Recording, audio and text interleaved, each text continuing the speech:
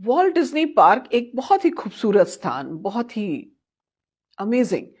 और जब उसका उद्घाटन हो रहा था, उस वक्त वॉल्ट डिज्नी की मृत्यु हो गई थी। तो किसी ने उसके भाई से कहा कि कितनी दुख की बात है कि वो देख नहीं सके, उन्होंने कल्पना की थी मगर वो आज इसको देख नहीं सके। उसने क्या कहा, रॉय डिज्नी ने, मेरे भाई ने तो इसको पहले ही देख लिया था। तो कोई दुख की बात नहीं है, उसने पहले ही देख लिया था, उसकी कल्पना में ये जो था उसने देखा हुआ था, आज ये साकार हुआ है।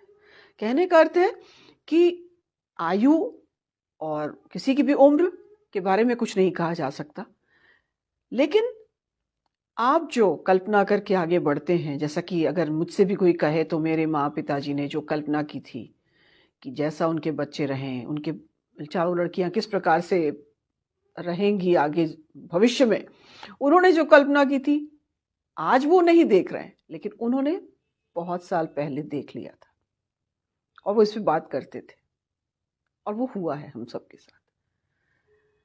सभी पढ़ लिख के अच्छे तरह से स्थापित।